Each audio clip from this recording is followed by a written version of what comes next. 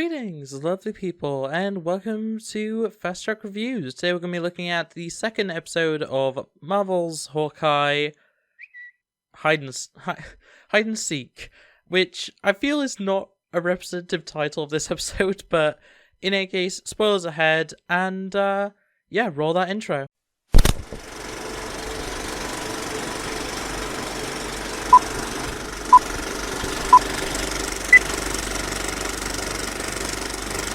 So getting right into it, I didn't like this episode as much as episode 1, and it's not a bad episode. I actually did still enjoy it. I was just expecting better after episode 1, because episode 1 was a really good piece of television.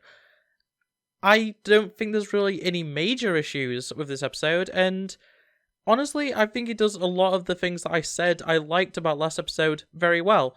It has a lot of character development, there's a lot of relationship development between characters like Kate Bishop and Jack and her mother, and just generally, we actually see a lot more of the Barton household, just in general, at least in terms of stuff that actually matters that isn't just furthering Clint. And overall, I think this episode was a good episode, it just wasn't necessarily as good as the previous one, which, shows are odd to have ups and downs. This is definitely a down though, and there's not really any major flaws with it, and I can't really go, oh yeah, well, it was badly shot, or it was badly written, or anything like that. It wasn't. Everything that I said that was positive about last episode can be repeated, it's just a case of it's to a lesser extent. This episode kind of just starts off exactly where we left off. We have Kate and Hawkeye go back to Kate's apartment, we meet up with Lucky, and then the Tracksuit Mafia, who are actually named in this episode, which I'm very happy about, firebomb Kate's apartment, which is interesting. I wasn't expecting this to be this early in the series. It makes a lot of sense now I think about it, but yeah, we saw a lot of this in the actual trailers and, TV spots and stuff like that for the show. So having it this early does seem a little bit odd, but in any case, it does have some high stakes, that you're having to get everyone out of the apartment. Hawkeye actually has to return to try and get the costume, the Ronin costume that was left there. And then we have a really odd section where, Clint Barton has to go LARPing, and if you don't know what that is, it's essentially real life role play. It's mostly medieval stuff. You dress up as a knight or a World War I soldier or something, and you have reenactments and stuff. It's something that I've never been interested in, but I mean, it's a cool enough thing, I suppose. Kind of like cosplay. I like cosplay, so cool. That's beside the point anyway. So when Clint, when Barton, whatever, goes to try and get the Ronin costume back, what he finds is that it's been taken, and he also sees that one of the firefighters is part of the New York City LARPing Society, or whatever you want to call it.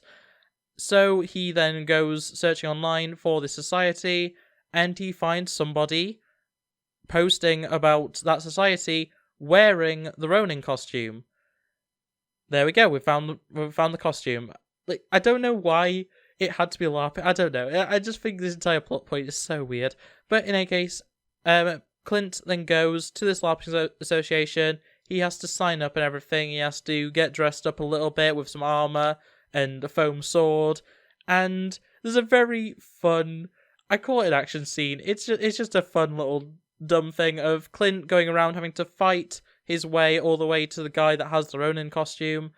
And it's a lot of fun. There's a lot of slow-mo, which it's done very much for comedic effect, and it is really funny, but you can really tell, despite the fact that Clint is supposed to not be enjoying this really, you can tell that Renner adored recording this. Filming this scene was probably the highlight of the shoot, and I think that's hilarious to me.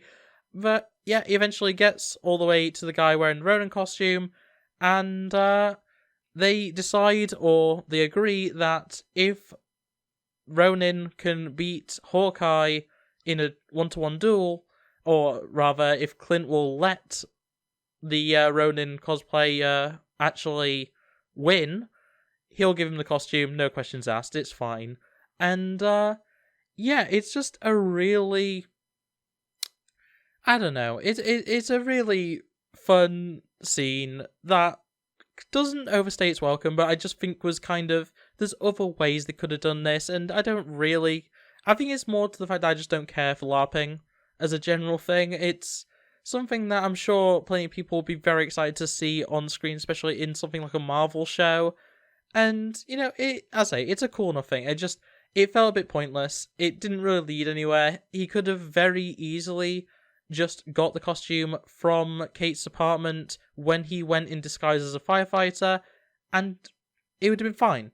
It wouldn't have really changed anything other than the fact that there wouldn't have been the little bits of cringe and the few comedic moments, which I suppose if that's what you're there for, if that's the kind of content that you're actually wanting out of this show, fair enough. It's there.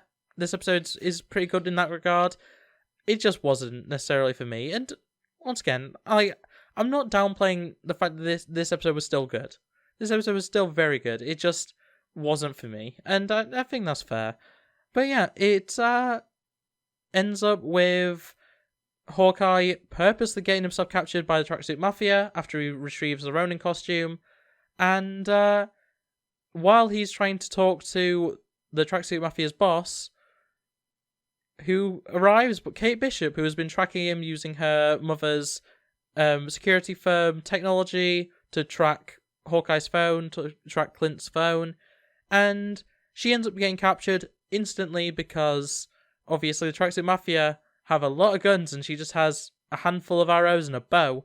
But yeah, and they end up getting tied up, and then we see who is actually in charge, and it's Echo, who is another new character for this series. A character I'm not too familiar with generally, but I know that she's a deaf and I believe mute character, which is a very interesting thing. She might only be one or the other. I'm not 100%. As I said, I don't know the character, but I know that she either is deaf or mute, one or the other, or both, as I say. But yeah, it's really interesting to have the main villain for a series introduced this early, because it never normally happens in Marvel shows. We've had a habit recently of there'll be a villain, but they're not the main villain. But it's as far as we're aware, Echo is supposed to be the main antagonist of the series, and we're gonna have other characters Kate's mum is typically in the comics a bad guy, as well as I'm trying to think. Yelena Belova, Black Widow, is also supposed to be in this as an antagonist, at least a temporary antagonist. Probably going to end up being teammates with Hawkeye by the end of it. But it's a very interesting thing that we already know. We've already seen Echo, and unfortunately, we don't really see much of her because she is the final shot. But yeah, once again, just having that character there, it's really nice to just have all the playing cards thrown on the table. We know what we're working with, and I just personally think it works out well. And really, as much as I had a decent amount to say about episode 1, I feel like that is all I can really say about episode 2. It was a good episode, wasn't as good as the first episode, but I can definitely see people thinking this is a better episode. I don't know. As one episode, the first two parts which were released at the same time, together, I think they are a phenomenal piece of television, and quite honestly, I'm very, very excited to see the rest of this series. It's something that I've been looking forward to a long time, as I said in the first episode. I'm just really, really happy to see this. I love Clint. I'm really enjoying Kate so far, and honestly, I'm just looking forward to seeing what else happens. Obviously, with Lucky not even having a name yet, that's something that I can't wait to see how that's going to happen. It's going to be interesting seeing how Echo actually, plays into this as a whole. Same with when Yelena eventually appears, when Kate's mother actually, becomes a bad guy. That'd be interesting. And just if there's any other connections to the wider MCU. I'm still holding hope that we will eventually see Kingpin, just because of the kind of show that this is. It would make sense. But at the same time, it's I'm not expecting it. It'd be nice if it happens, though, and I would really be happy if that happened. But in any case, that is really it for this episode. There's not really much else for me to say. So, yeah, I'm going to leave it there. If you did like this video, make sure to like it, subscribe if you're new around here, and ring that bell so you never miss another video. Jeez, I can't talk. But yeah, that's going to be it from me. I hope to see you in, I guess the next video will probably be episode 5 of Doctor Who Flux. So if you're interested in that, make sure to check that out. But otherwise, I'll see you next week for the next episode of Hawkeye, and yeah, bye. It's been a long week. I feel like I could use a vacation.